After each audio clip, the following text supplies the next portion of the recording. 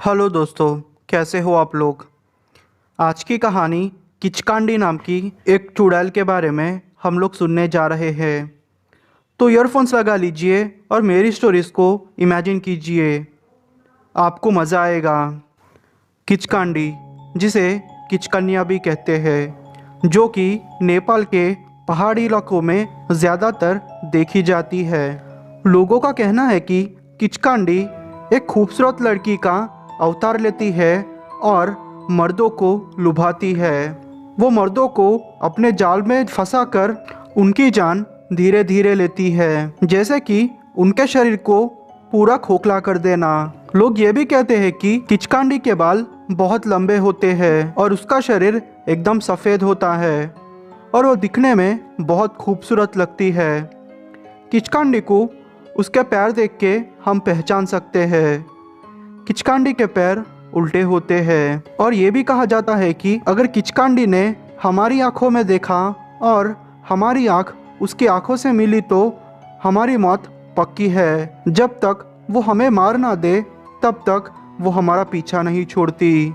किचकांडी ज़्यादातर मर्दों को ही मारती है और वो औरतों को कुछ नहीं करती। आज की पहली स्टोरी हमें रुद्र भाई ने भेजी है, तो चलिए सुनते हैं कहानी उनके पॉइंट ऑफ व्यू से। हेलो दोस्तों, मेरा नाम रुद्र है और मैं दिल्ली का रहने वाला हूँ। यह घटना मेरे ही एक दोस्त जो कि नेपाल में रहता है उसके साथ घटी थी। तो हुआ यूँ कि 2017 में मैं मेरे ही एक दोस्त जो कि नेपाल में रहता है उसे मिलने गया था। मैंने सोचा कि क्यों ना थोड़े दिन उसके घर रह लो। वो नेपाल के ही एक छोटे से गांव का रहने वाला था। मैं किसी कारण उसका नाम नहीं बता सकता, तो मैं आपको एक काल्पनिक नाम लेके ये स्टोरी सुनाऊंगा। उसका नाम आप राजू समझ लीजिए। दरअसल राजू और मेरी दोस्ती ऑफिस में ही स्टार्ट हुई थी। मैं जिस ऑफिस में काम करता था राजू भी वही ऑफिस में काम करता था। हम लोग नेपाल पूरा घूमे। पूरा घूमने के बाद हम लोगों ने सोचा कि अब 2-3 दिन रहते हैं और फिर वापस चले जाते हैं। एक रात हम लोग पहाड़ी इलाके से वापस आ रहे थे। किसी कारण राजू की बाइक मेरे पीछे रह गई थी और मैं आगे चलते जा रहा था। मैंने फिर पीछे मुड़ के राजू के पास बाइक को ले जाके रोका।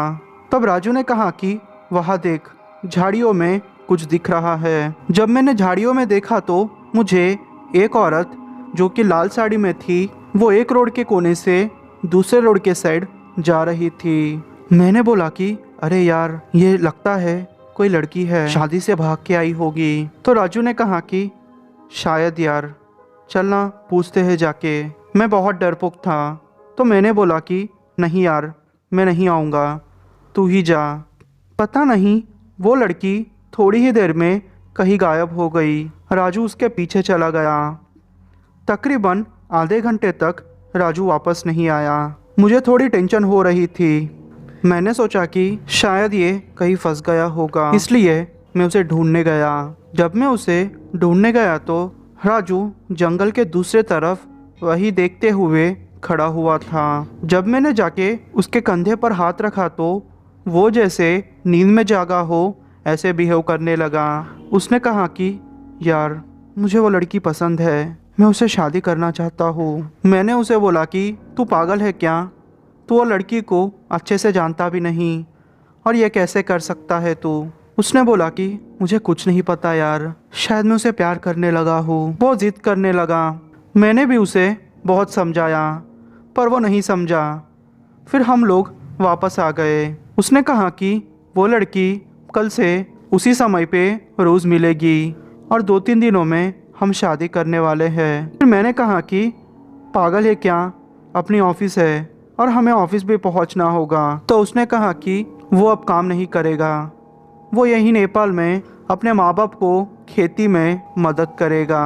मैं वो जवाब सुन के थोड़ा दुखी हो गया क्योंकि उसने वो मुझसे गुस्से में कहा था। मैंने सोचा चलो ठीक है, उसकी खुशी में ही मेरी खुशी है। मैंने कहा कि यार देख, अगर ऐसी बात है तो मैं मेरी भाभी को देखना चाहूँगा। फिर वो भी मान गया। हम लोग दूसरे दिन रात को वो लड़की को मिलने गए। मैंने जब उस लड़की को देखा तो मैं भी जैसे पागल हो गया। वो लड़की बहुत खूबसूरत थी। 2-3 दिनों में राजू शादी करके आ गया।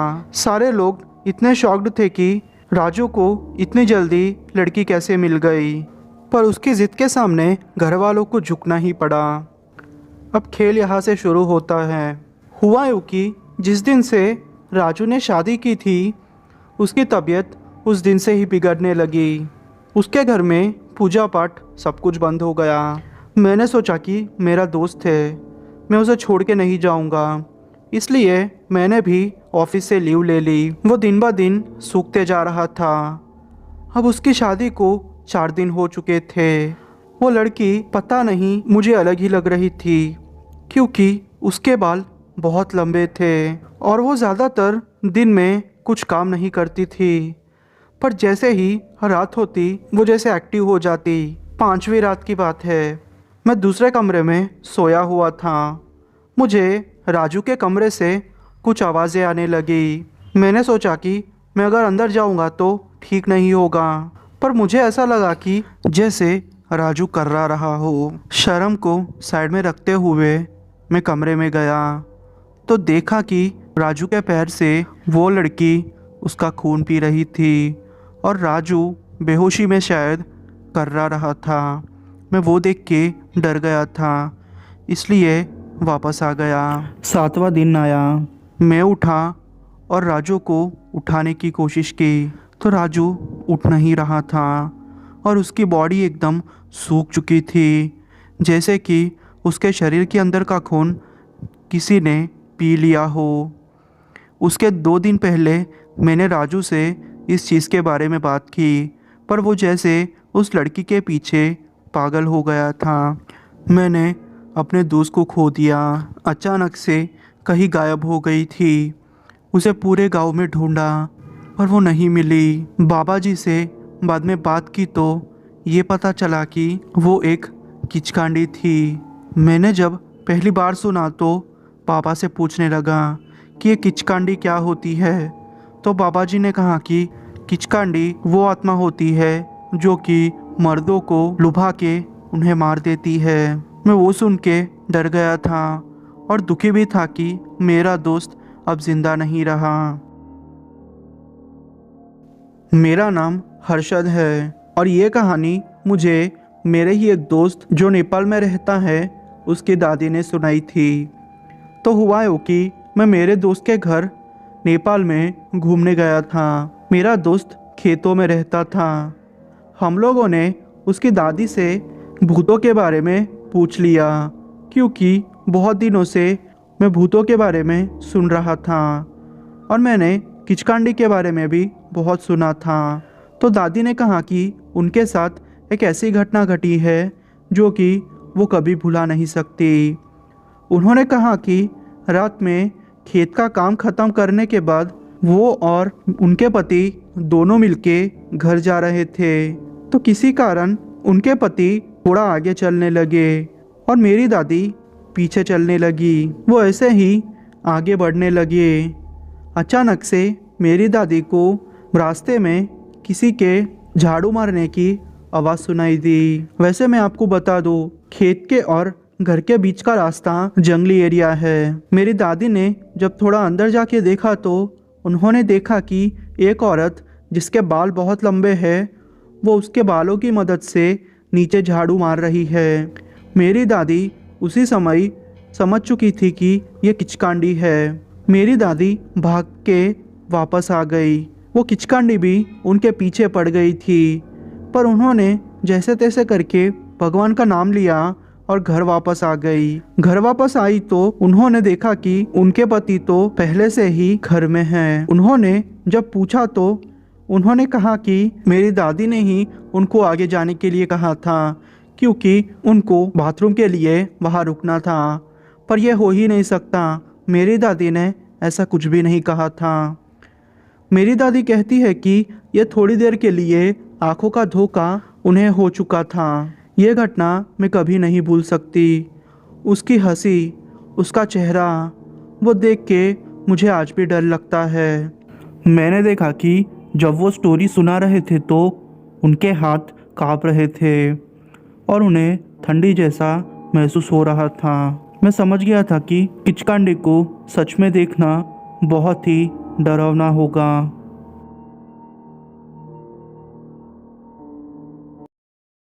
सोचिए कि आप और आपके दोस्त मिलके कहीं बाहर ट्रिप के लिए गए हैं, पर वो ट्रिप आपके लिए सबसे डरावनी साबित हो तो आप क्या करोगे? या ट्रिप के दौरान आपकी मुलाकात किसी चुड़ैल से हो जाए? तो आज की कहानियाँ भी ऐसी ही होने वाली है। हेलो दोस्तों, मेरा नाम नेहा है और मैं असम के एक छोटे से गांव की रहने वाली हूँ।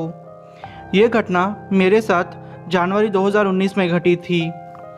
तो हुआ यूँ कि मैं उस टाइम बीएससी के फर्स्ट ईयर में थी और मैं हॉस्टल में रहती थी। मेरा घर हॉस्टल से तकरीबन 150 किलोमीटर का था। अचानक एक रात मेरी तबीयत बहुत ख़राब हो गई। मैंने मेरे घर वालों को फ़ोन किया तो उन्होंने बोला कि वो दूसरे शहर में है, तो उनके लिए उसी रात आना मुमकिन नहीं होगा। वो अब दूसरे दिन रात को ही मुझे लेने आएंगे। मैंने कहा ठीक है, कोई बात नहीं। फिर मेरे फ्रेंड्स ने मुझे हॉस्पिटल एडमिट करवाया। हॉस्पिटल में मैंने टेस्ट करवाए पर सारे टेस्ट नेगेटिव आ रहे थे। डॉक्टर का कहना था कि उन्हें कोई भी प्रॉब्लम का अंदाज़ा नहीं हो रहा, सब कुछ ठीक है। समझ में नहीं आ रहा था कि ये चक्कर क्या है। पता नहीं क्यों मेरी धड़कनें अचानक से बढ़ जाती थी और मुझे जोर का बुखार भी आ चुका था। दूसरे दिन शाम को मेरे पापा और मेरा भाई मुझे लेने आए। मैं उन्हें देख के खुश हो चुकी थी क्योंकि पता नहीं क्यों अंदर ही अंदर मुझे डर भी लग रहा था कि शायद मुझे कुछ हो जाए ना, क्योंकि डॉक्टर्स को भी मेरी प्रॉब्लम का पता नहीं चल रहा था। फिर मेरे पापा ने कहा कि नेहा बेटा चलो हम अब घर जाते हैं। मैंने मेरे फ्रेंड्स को भाई बोल के घर जाने निकल गए। मेरे पापा और मेरा भाई आगे की सीट में बैठे थे और मैं पीछे थी। पीछे कोई भी नहीं था। हमारी गाड़ी बड़ी थी। पता नहीं मुझे अजीब सा फील हो रहा था। मुझे ऐसा लग रहा था कि मेरे पास भी कोई बैठा है। सच बोलूं तो एक पल के लिए मुझे लगा कि कोई औरत मेरे पास बैठी है। मैंने जब इसके बारे में मेरे पापा से डिस्कस किया तो उन्होंने बोला कि तुम बीमार हो इसलिए तुम्हें ऐसा फील हो रहा है। फिर मैंने भी सोचा कि शायद मुझे भ्रम हुआ होगा, क्योंकि किसी औरत का मेरे पास बैठना मुमकिन ही नहीं था। पापा ने कहा कि तुम चिंता मत करो, अपनी आंखें बंद करो और सोने की कोशिश करो। मेरा भाई ड्राइव कर रहा था और मेरे पापा मुझे ही देखे जा रहे थे। हर 5 मिनट में मेरे पापा पीछे मुड़ के मुझे देखते। मुझे भी थोड़ा थोड़ा ठीक महसूस हो रहा था, पर तकरीबन 50 या 60 किलोमीटर आगे जाके मेरी तबीयत और बिगड़ गई। मुझे अचानक से घबराहट जैसी महसूस होने लगी। मुझे सांस लेने में तकलीफ हो रही थी। समझ में नहीं आ रहा था कि ये मेरे साथ क्या हो रहा है। अचानक से हमारी कार खराब हो गई। वो सुनसान इलाका था। पापा ने मुझसे बोला कि बेटा तुम चिंता मत करो, हम लोग बाहर जाके देखते हैं कि चक्कर क्या है। फिर पापा ने बोनट खोल दिया। भाई ने कहा कि इंजन में कोई भी गड़बड़ नहीं है, बस हमें थोड़ी देर यहाँ रुकना होगा।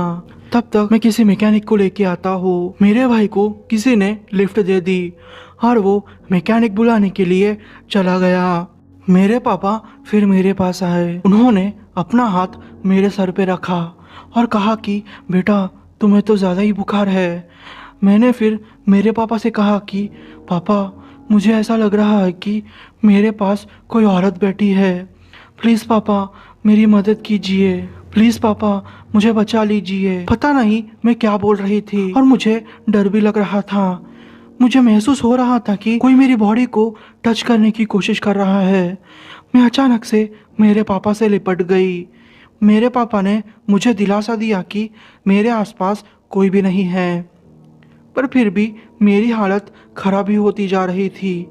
एक पल तो ऐसा आया कि मैं बेहोश हो गई। जब मेरी आँख खुली तो मेरे पापा ने कहा कि तुम 15 मिनट तक बेहोश थी और पता नहीं बेहोशी में क्या बड़बड़ा रही थी। मैंने फिर मेरे पापा से कहा कि पापा मुझे तो कुछ भी याद नहीं है। मुझे तो बस इतना याद है कि मेरी आँख बंद हुई और जब खुली तो आपसे ये सुना कि मैं 15 मिनट बेहोश थी।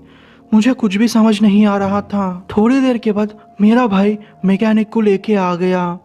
मैकेनिक ने कार चेक की तो उसने कहा कि भाई साहब तकरीबन आधा घंटा या 1 घंटा लगेगा, आप चिंता मत कीजिए, मैं आपकी कार ठीक कर दूंगा।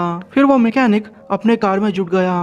तकरीबन 1 घंटे के बाद हमारी कार ठीक हो गई। फिर हम लोगों ने मैकेनिक को उसकी जगह छोड़ा और फिर वापस हमने हमारा सफ़र जारी रखा। तकरीबन और 20 किलोमीटर आगे गए होंगे कि एकदम से जंगली इलाका शुरू हो गया और अब तो हद ही हो चुकी थी। मुझे एक औरत सच में मेरे पास बैठी हुई दिखाई दे रही थी। वो मेरी तरफ देख के हंस रही थी। उसने सफ़ेद साड़ी पहनी थी। उसका शरीर जल चुका था, उसका चेहरा जल चुका था, उसकी आंखें चमक रही थी। अब मैंने ज़ोर से चिल्लाना शुरू कर दिया। मैं इतना ज़ोर से चिल्लाई कि शायद मेरे पापा के कान ही फट गए होंगे। फिर मेरे भाई ने गाड़ी साइड में रोक दी और मेरे पास आके मुझे उन्होंने कस के पकड़ लिया। मैंने मेरे पापा से कहा कि पापा, अभी अभी उस औरत ने मेरी तरफ देखा, मुझे लगता है कि वो औरत मुझे मार डालेगी। प्लीज़ पापा, आप मेरी मदद कीजिए। मेरे पापा ने कहा कि तुम सपना देख रही हो बेटी, तुम सोई हुई थी। पर मैंने कहा कि पापा, ये हो ही नहीं सकता, मैं जाग रही थी। पर पता नहीं मेरे पापा एक ही बात को रिपीट करते जा रहे थे। अचानक से मेरे पापा के तेवर बदल गए। वो ऐसे एक्ट कर रहे थे जैसे वो मेरे पापा ही ना हो, और मेरा भाई भी ऐसे ही बिहेव कर रहा था। उन्होंने फिर आगे गाड़ी चलाना शुरू कर दिया। अचानक से मेरे भाई का बैलेंस छूटा और हमारी गाड़ी पलट गई। हम तीनों का एक्सीडेंट हो चुका था। मुझे जब होश आया तो मैंने देखा कि मेरा भाई और मेरे पापा दर्द से कर्रा रहे हैं। उनका एक पैर टूट चुका था और मेरे भाई की हालत बहुत ख़राब थी। उसके छाती के नीचे का भाग पूरा कुचल गया था, पर पता नहीं अभी भी उसकी सांसें चल रही थी। वो कुछ बोलने की कोशिश कर रहा था। एक गाड़ी हमारे पास से गई, पर उन्होंने हमारी आवाज़ नहीं सुनी। मैं चिल्लाती रही, प्लीज़ हमारी मदद कीजिए, पर उन्होंने मेरी आवाज़ नहीं सुनी। अब मुझे बहुत डर लग रहा था और थोड़ी देर में वो हुआ जो शायद मेरी ज़िंदगी का सबसे बुरा दिन था। मैंने वही औरत को मेरे पापा के पास आते हुए देखा। अब मेरे पापा भी मेरी बात पे भरोसा कर चुके थे कि मैंने जो उनसे कहा था वो सच था। वो औरत धीरे धीरे पापा के पास आई और वो औरत मेरे पापा के छाती पे चढ़ गई और मेरे पापा का गला दबाने लगी। मेरा भाई और मैं ज़ोर ज़ोर से चिल्ला रहे थे, पर उस औरत पे कोई भी असर नहीं हो रहा था। फिर पता नहीं अचानक से मेरे पापा ने हनुमान चालीसा पढ़ना शुरू कर दिया। वो सुन के वो औरत पीछे हो गई और ज़ोर ज़ोर से चिल्लाने लगी। मुझे भी अब हिम्मत मिल चुकी थी, तो मैंने भी हनुमान चालीसा पढ़ना ज़ोर ज़ोर से शुरू कर दिया। वो औरत अब पीछे चले जा रही थी। अचानक से वो औरत हवा में ही कहीं गायब हो गई। थोड़ी देर बाद एक कार आई। वो लोगों ने हमें हॉस्पिटल पहुंचाया। तकरीबन 6-7 महीने तक मेरे भाई को हॉस्पिटल में ही रहना पड़ा। तब जाके मेरे भाई की हालत ठीक हो पाई। उसका पैर काम नहीं करता और मेरे पापा भी एक पैर से चलते हैं। उस रात ने हमारी ज़िंदगी खराब कर दी थी। हम लोगों ने फिर पंडित जी से पूछा तो उन्होंने बोला कि आत्मा मेरे पीछे पड़ी थी। उसने हॉस्टल से ही तुम्हारा पीछा करना शुरू कर दिया था और तुम्हारे पापा ने उस औरत को पहले ही देख लिया था, इसलिए वो एक्ट कर रहे थे कि जैसे उन्हें कोई भी फ़र्क नहीं पड़ता, क्योंकि उन्हें भी पता था अगर उस आत्मा को थोड़ी भी भनक हुई तो वो सबकी जान भी ले सकती है। और जब उसे मौका मिला तो उसने तुम लोगों पे हमला कर दिया। ये तो भगवान की कृपा है कि तुम लोग जिंदा हो, वरना शायद तुम लोग मर जाते। पंडित जी ने मुझे एक लाल धागा दिया और उन्होंने कहा कि ये धागा तुम पहने रहना और उसे कभी भी मत उतारना। तब जाके मेरी तबीयत और मेरा डर कम हुआ। तब से लेके अब तक मैंने धागा पहन के रखा है, पर पता नहीं 2 दिन पहले ही मेरा वो धागा टूट गया। तब से मुझे अजीब सा महसूस हो रहा है। भगवान से यही दुआ करती हूँ कि मेरी तबीयत अच्छे रहे और वो चुड़ैल से या फिर किसी भी भूतिया शक्ति से मेरा सामना ना हो। बस भगवान से यही दुआ है मेरी।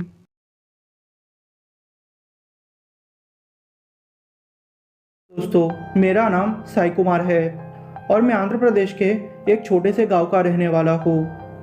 ये घटना मेरे साथ 2010 में घटी थी। मैं और मेरी वाइफ दोनों मिलके एक शादी का फंक्शन अटेंड करने गए थे। जहाँ शादी थी वहाँ का रास्ता मेरे घर से तकरीबन 200 किलोमीटर का था।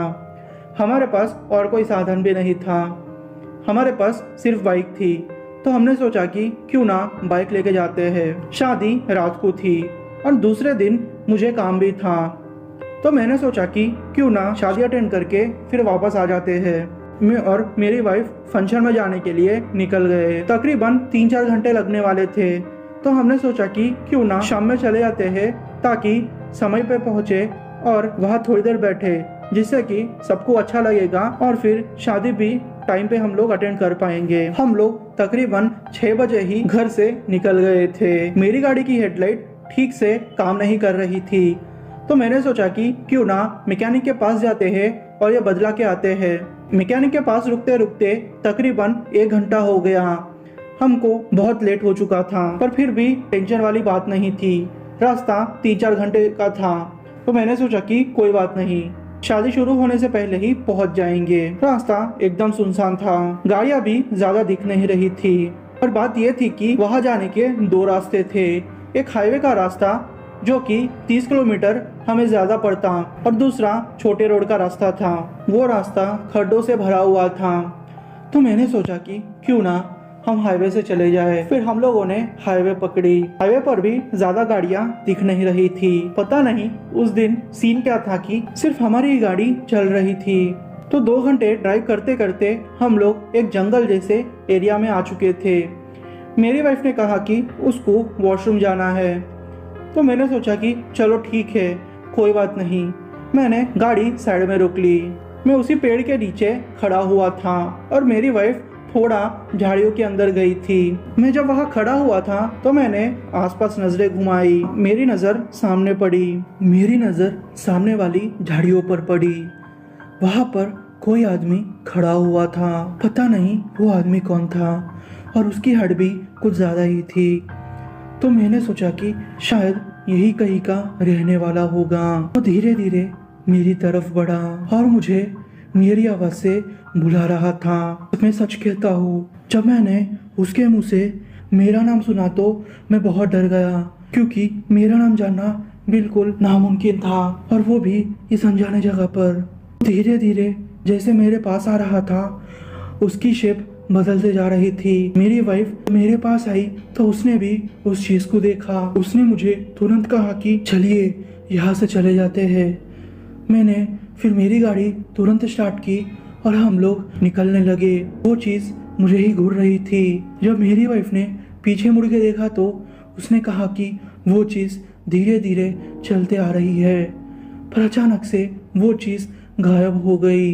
तकरीबन 1 घंटा हो चुका था। ड्राइव करते करते हमें अब कोई भी दिक्कत महसूस नहीं हुई। पर थोड़ी ही आगे जाने पर हमें फिर से वो आदमी दिखा, पर इस बार वो आदमी रोड के बीचों बीच खड़ा हुआ था। मैंने मन बना लिया था कि अगर मैं रुकूंगा तो मेरी मौत पक्की है और मेरी वजह से मेरी वाइफ को भी प्रॉब्लम होगी। मैंने आओ देखा ना ताऊ, मैंने उस आदमी के ऊपर से गाड़ी चढ़ा दी, पर वो आदमी गायब हो चुका था। और हाँ, वो ठंड का मौसम था तो हमें ठंड भी लग रही थी। और जैसे ही हम उस आदमी के आर पार गुजरे, थोड़ी देर तक हमें गर्माहट जैसा कुछ महसूस हुआ। जब मैंने आगे जाके गाड़ी रोक के पीछे देखा तो वो धुएं में गायब हो चुका था। 5 या 6 सेकंड के बाद फिर से उस धुएं ने अपना आकार लेना शुरू कर दिया। वो फिर से उसके रूप में आ गया था। मुझे तो बहुत डर लग रहा था। मैंने अपनी गाड़ी चलाना शुरू कर दिया, पर शायद हमारी किस्मत में और बुरा लिखा था। जब मैं थोड़े आगे गया तो मुझे एक औरत दिखाई दी। उस औरत को देख के मैं डर गया और मेरा बैलेंस खराब हो गया। हमारा एक्सीडेंट हो चुका था। जब दूसरे दिन मेरी आँख खुली तो मेरी वाइफ लापता थी और मुझे किसी कपल ने हॉस्पिटल पहुंचाया था। पूछने पर पता चला कि मेरी वाइफ का कोई अता पता नहीं और तकरीबन 2 महीने तक ढूंढने के बाद मेरी वाइफ का पता चला, पर कोई फायदा नहीं। मेरी वाइफ मर चुकी थी। पता नहीं वो कौन सी मनुष्य घड़ी थी। वो दिन के बारे में आज भी सोचता हूँ तो मुझे ऐसा लगता है कि मैंने वो रास्ता क्यों चुना। शायद ना चुनता तो मेरे वाइफ की जान बच जाती। मेरा नाम वानी है और मैं राजस्थान के एक छोटे से गांव की रहने वाली हूँ। ये घटना मेरे साथ जनवरी 2019 में घटी थी। मैं और मेरा बॉयफ्रेंड राहुल मिलके हम लोग लॉन्ग ड्राइव पे गए थे। मैं उस टाइम पे हॉस्टल में रहती थी। वो मुझे लेने आया था। उसे एडवेंचर करना बहुत पसंद था, तो उसने कहा कि बहुत दिन हो चुके हैं, क्यों ना हम लोग एक लॉन्ग ड्राइव पे जाते हैं। तो मैंने कहा कि चलो ठीक है। तो उसने कहा कि थोड़ा आगे सुनसान इलाका है, हम लोग वहाँ से थोड़ा आगे जाएंगे और फिर 2-3 घंटे के बाद वापस आ जाएंगे। तो मैंने कहा कि चलो ठीक है। हम लोग फिर उसके गाड़ी में चले गए। बहुत दिनों के बाद मैं बाहर निकली थी तो मुझे भी अच्छा लग रहा था। फिर हम लोगों ने ऐसे ही बातें करना शुरू कर दिया। हम जैसे जैसे आगे बढ़ रहे थे लॉन्ग ड्राइव का और मजा आ रहा था। अब तकरीबन रात के 1:30 बज चुके थे। तो फिर मैंने कहा कि राहुल हमें अब वापस जाना चाहिए, बहुत देर हो चुकी है। तो राहुल ने कहा कि कोई बात नहीं, हम सिर्फ 10 मिनट यहाँ रुकते हैं और फिर चले जाते हैं। राहुल की बात मैंने मान ली। ऐसे ही हम बातें कर रहे थे कि एकदम से कोई आदमी हमारे पास आया। पता नहीं राहुल ने क्या देखा, उसने कहा कि चलो चलो जल्दी से बैठ जाओ गाड़ी में। मैंने कहा कि क्या हुआ राहुल, तुम ऐसे बात क्यों कर रहे हो। तो राहुल ने कहा कि कुछ नहीं, तुम पहले बैठो। फिर हम यहाँ बैठ गई। पता नहीं उसके सर पे जैसे भूत चढ़ गया था। वो गाड़ी को 100 की स्पीड से भगा रहा था। मैं कुछ ना समझ पाई, पर अचानक से वही आदमी हमारे गाड़ी के सामने फिर से आ गया। वो हमारी गाड़ी के आर पार हो चुका था। तब मुझे समझ आया कि ये चक्कर क्या है। 5-6 किलोमीटर आगे जाने के बाद फिर से वो आदमी ऐसे ही हमारे सामने आया और फिर से हमारे आर पार निकल गया। पर इस बार ऐसा नहीं था। मुझे अचानक से गाड़ी के पीछे से कोई आवाज़ सुनाई दी। वो आवाज़ गाड़ी पे किसी ने मारा हो ऐसी थी। अब हुआ यूँ कि जैसे ही हम लोग आगे बढ़ रहे थे वो आदमी जहाँ ड्राइविंग सीट होती है वहाँ हमें दिखाई दिया। वो हमारे साथ ही भाग रहा था और ज़ोर ज़ोर से हाथ पे मार रहा था। मुझे वो देख के तो डर लग गया। वो आदमी हमारे पीछे ही पड़ गया था। वो उड़ रहा था। हम लोगों ने गाड़ी की स्पीड अब 120 कर दी, फिर भी वो आदमी हमारा पीछा नहीं छोड़ रहा था। पता नहीं कुछ बक रहा था। सच बोलूँ तो मेरी हालत टाइट हो गई थी। मैं तो थोड़ी देर के लिए बेहोश भी हो गई थी। जब मेरा होश आया तो मैं हॉस्पिटल में थी और राहुल ने मुझे कहा कि जब तुम बेहोश हो गई थी तो वो आदमी ने तकरीबन वो कांच तोड़ ही दिया था और राहुल का जैसे गला पकड़ लिया था। और पता नहीं एकदम से तो जंगल का रास्ता खत्म होते ही वो आदमी गायब हो गया और ज़ोर ज़ोर से हंसने लगा। वो देखकर राहुल बहुत डर गया था। उसका एक्सीडेंट होते होते बचा और फिर मुझे बेहोश देखकर और डर गया, पर उसने हिम्मत नहीं हारी। उसने मुझे जैसे तैसे करके हॉस्पिटल पहुंचाया। तब जाके सब कुछ ठीक हुआ। ये कहानी भले आपको झूठी लगे, पर इसमें कहा हर एक वर्ड सच्चा है।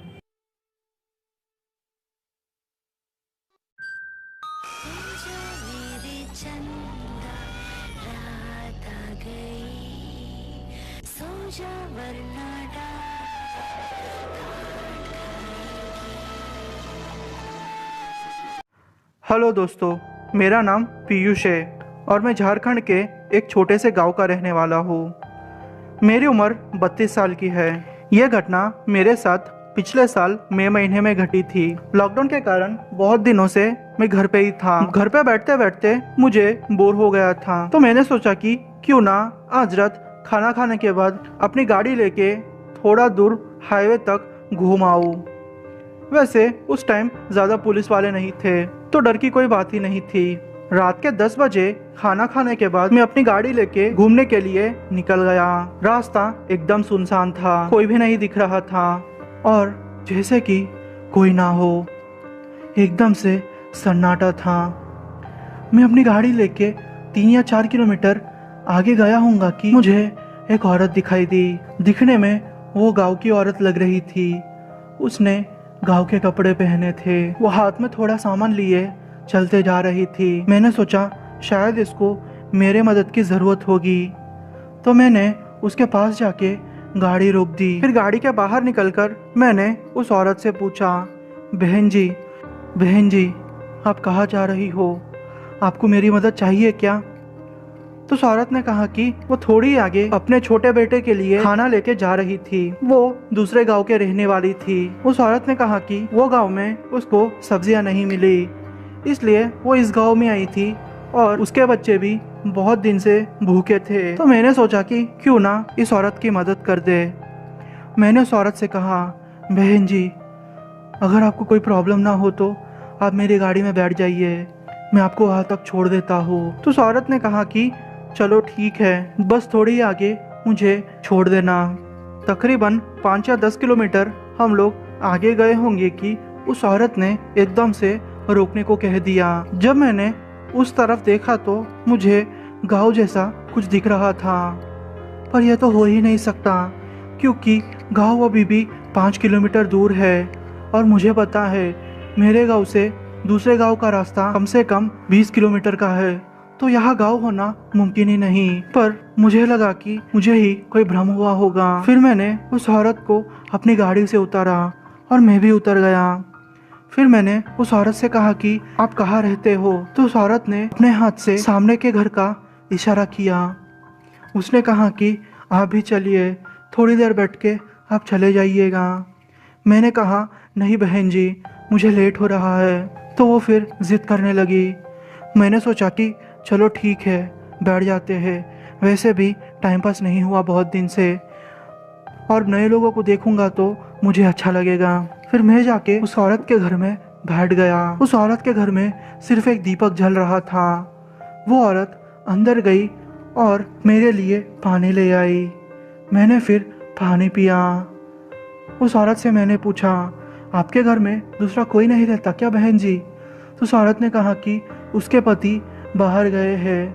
मैंने कहा ठीक है। तो उसने कहा कि चाय पियेंगे क्या आप? तो उसने कहा कि आप चाय पीजिए। मैंने कहा नहीं, मेरे पास इतना वक्त नहीं है। पर उतने में ही उसका छोटा बेटा रोने लगा। फिर वो औरत अंदर चले गई। उसका बेटा मेरे पास बैठा हुआ था। उसके बेटे से अजीब सी बदबू आ रही थी, जैसे कि कोई मांस की बदबू हो। मुझे लगा कि शायद बाहर रास्ते में कोई जानवर मर गया होगा, पर तकरीबन आधा घंटा हो गया था, वो औरत बाहर नहीं आई थी। मैंने सोचा कि चलो एक बार अंदर जाके देखते हैं। जब मैं अंदर गया तो मैं वो देख के शॉक्ड हो गया क्योंकि अंदर कोई नहीं था। अंदर से बाहर जाने के लिए रास्ता सिर्फ एक ही दरवाज़ा था। मेरे तो जैसे होश उड़ गए थे। मैंने पीछे मुड़ के देखा तो उसका बेटा भी गायब था। मुझे लगा कि पक्का यहाँ पे कोई गड़बड़ है, तो मैं बाहर आके फिर अपनी गाड़ी की ओर बढ़ने लगा। जब मैंने पीछे मुड़ के देखा तो वहाँ ना तो कोई गांव था ना तो वो घर, वो एक बंजर ज़मीन थी। सच बोलूँ तो वो देख के तो मुझे और डर लग गया। मैं अपनी गाड़ी लेके हाईवे पे आ गया, पर आप नहीं मानोगे, वो औरत मेरे पीछे ही जैसे पड़ गई थी। मेरी ड्राइविंग सीट के पास वो हवा में तैर रही थी।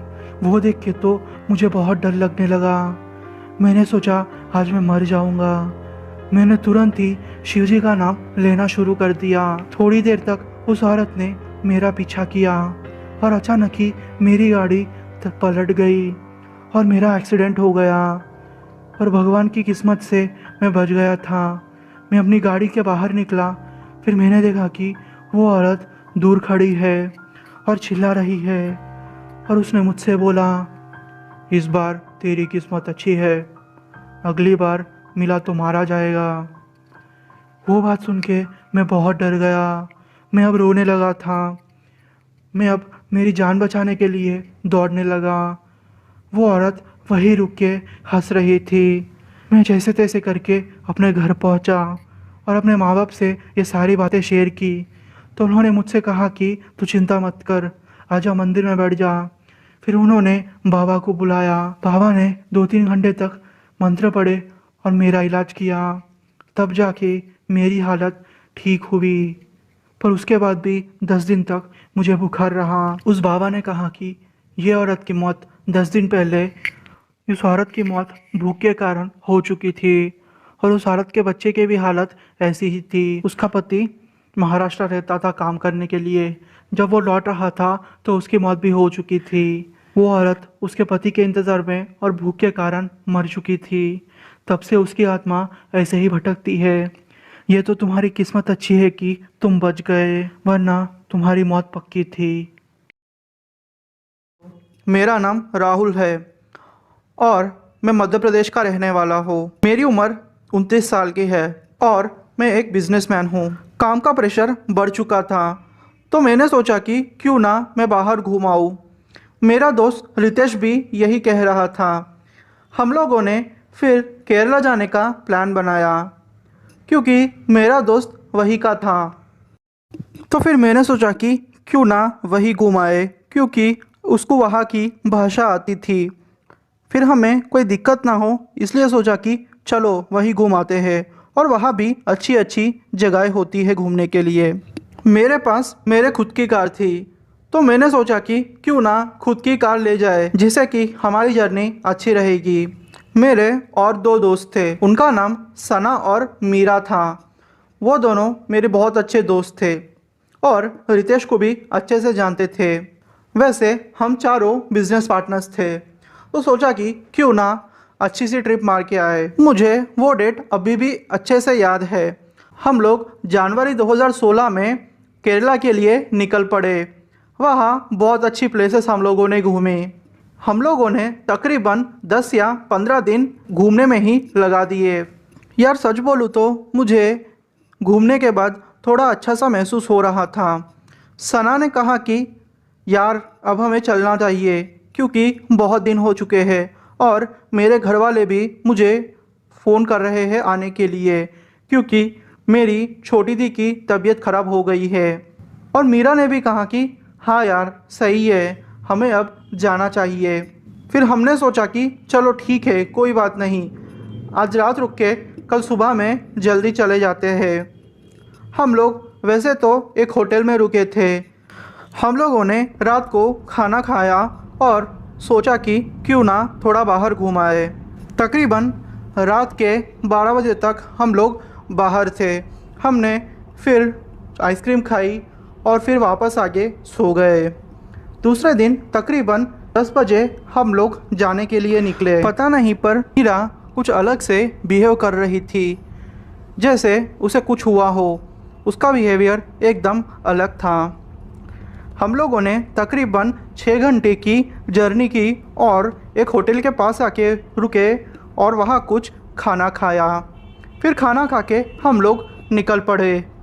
रात के 11 बजे तक मैंने कंटिन्यूसली ड्राइव किया।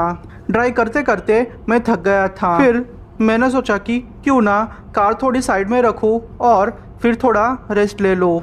हम चारों में से सिर्फ मीरा को और मुझे ही ड्राइव करना आता था, पर मीरा का बिहेवियर देखते हुए मुझे लगा कि मैं ही ड्राइव कर लूँगा थोड़ा रेस्ट लेके। फिर अचानक से मीरा ने कहा कि नहीं, रेस्ट थोड़ा आगे जाके लेते हैं। मैंने बोला यार पॉसिबल नहीं हो सकता क्योंकि थोड़ा आगे जाएंगे तो हाईवे आ जाएगा, फिर उसे आगे जाएंगे तो जंगल का एरिया आ जाएगा। मीरा ने बोला कोई बात नहीं, वैसे भी हम 4 लोग हैं, कोई प्रॉब्लम नहीं होगी, तू क्यों डरपोक जैसी बातें कर रहा है। मैंने जब ये उसकी बातें सुनी तो मुझे अच्छा नहीं लगा। मैंने बोला मैं डरपोक नहीं, मुझे बस चिंता थी इसलिए मैंने कहा। उसने कहा कि टेंशन मत ले, चल थोड़ा आगे जाके रेस्ट ले लेते हैं 1-2 घंटे के लिए। फिर मैंने हाईवे को क्रॉस किया और दूसरा टर्न लेके एक जंगल जैसे एरिया में आ गया। हम लोगों ने बीच में खाना पैक करवाया था। रात के 12:30 बजे हम लोग एक जंगल जैसे एरिया में आ चुके थे। वो एरिया हाईवे से बहुत दूर था और वहाँ किसी इंसान का नामो निशान नहीं था, जैसे कि वो एरिया में किसी इंसान के आए हुए सालों हो चुके हो। हम लोगों ने फिर अच्छे से खाना खाया और थोड़ा बियर भी पिया। वैसे मैं बियर नहीं पीता, पर फिर भी उस दिन पता नहीं क्यों मुझे ट्राई करने का मन हुआ। फिर मैंने थोड़ा बियर पी लिया। हम लोगों ने खाना खाया, फिर झूठे खाने को हम लोगों ने एक पेड़ के नीचे फेंक दिया। हम लोग फिर थोड़ी देर के लिए सो गए। पता नहीं हम लोग बहुत थक चुके थे, तो हम चारों को जल्द से जल्द नींद आ गई। मेरी नींद एक आवाज़ से खुली। किसी ने मेरे साइड की खिड़की को खटखटाया था। मैं वो सुन के बहुत डर गया था, क्योंकि इस एरिया में कोई भी इंसान नहीं आ सकता था।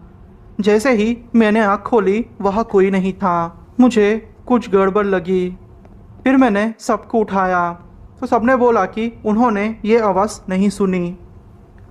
मुझे लगा कि चलो ये शायद मेरा भ्रम होगा। फिर हम लोग कार लेके थोड़ा आगे गए होंगे कि अचानक से कार पंचर हो गई। मैंने कहा, यार क्या हो गया यार, ये तो बहुत बड़ी प्रॉब्लम हो गई। फिर मैंने सना और मीरा से कहा कि तुम दोनों वही कार में रहना, हम लोग कार के बाहर निकल के थोड़ा चेक करते हैं। फिर हम दोनों कार के बाहर आए और टायर बदलने लगे। टायर बदलने के बाद मैंने उन सबसे कहा कि मैं बस 5 मिनट में थोड़ा फ्रेश होके आता हूँ। मैं वह झाड़ियों में टॉयलेट करने के लिए चला गया, पर जब मैं टॉयलेट करके वापस लौटा तो वहाँ कार में कोई नहीं था। मैं एकदम से डर गया। फिर सोचा कि ये लोग मेरे साथ मजाक कर रहे हैं। मैंने चिल्ला चिल्ला के बोला कि यार बस मजाक बंद करो, ये टाइम मजाक करने का नहीं है, आ जाओ। पर मुझे किसी की भी आवाज़ नहीं सुनाई दे रही थी। पता नहीं एकदम से ये लोग कहाँ गायब हो गए थे। मैंने थोड़ा आगे जाकर देखा तो वो लोग बेहोश पड़े थे और उनके पास एक औरत थी। उसके बहुत लंबे बाल थे। पता नहीं वो औरत कौन थी। वैसे तो मुझे शक हो रहा था, पर फिर भी मैं खुद के मन से ये कह रहा था कि जो मैं सोच रहा हूँ वो नहीं होना चाहिए। जब वो औरत पीछे मुड़ी तो उसका चेहरा देख के मैं बहुत डर गया, क्योंकि उसका चेहरा जला हुआ था और उसकी एक आंख नहीं थी। वो देख के तो मैं बहुत डर गया। अब मैं मेरे दोस्तों को उसके पास नहीं छोड़ सकता था, क्योंकि उसने सना के फेस पे नाखून मारा था, जिससे सना के मुंह से खून निकल रहा था। मैंने जब मीरा को देखा तो उसकी हालत बहुत ख़राब थी। उस औरत ने मीरा के बाल काट दिए थे। मैंने फिर हनुमान जी का नाम लिया और ज़ोर ज़ोर से हनुमान चालीसा पढ़ने लगा। वो औरत जैसे दूर हट रही थी। उसके बाद क्या हुआ मुझे कुछ भी पता नहीं चला। मुझे किसी ने पीछे से धक्का मारा और मैं अचानक से बेहोश हो गया। जब मेरी आँख खुली तो मैं हॉस्पिटल में था और मेरे 3 दोस्त की हालत बहुत सीरियस थी। पूछने पर पता चला कि सना आईसीयू में है और मेरे बाकी 2 दोस्तों की हालत भी नाजुक है। हम लोगों को तकरीबन 3-4 महीने लगे रिकवर हुए। फिर मैंने एक तांत्रिक बाबा से पूछा तो उन्होंने कहा कि जो मच्छी का सालन और चिकन तुम लोग होटल से लाए थे और वहाँ जब तुमने एक पेड़ के नीचे फेंक दिया तो उस पेड़ के ऊपर रहने वाली चुड़ैल को ये सब पसंद नहीं आया। उसने फिर तुम लोगों से ऐसा बदला लिया। ये तो तुम खुशकिस्मत हो कि चुड़ैल ने तुम लोगों की जान बख्श दी, वरना उस एरिया में जो भी जाता है उसकी जान नहीं बचती। वो औरत सबको मार डालती है। भगवान का शुक्र मनाओ कि तुम्हारी जान बच गई है। दोस्तों, आपको यह स्टोरी कैसी लगी? अगर आपको ये स्टोरी पसंद आई हो तो मेरे वीडियो को लाइक कर दीजिए और कमेंट कर दीजिए। अगर आप मुझे अपनी आप बीती या फिर किसी अपने की आप बीती भेजना चाहते हो तो मुझे इंस्टाग्राम द्वारा कांटेक्ट करके आप मुझे अपनी स्टोरी भेज सकते हो। थैंक यू दोस्तों।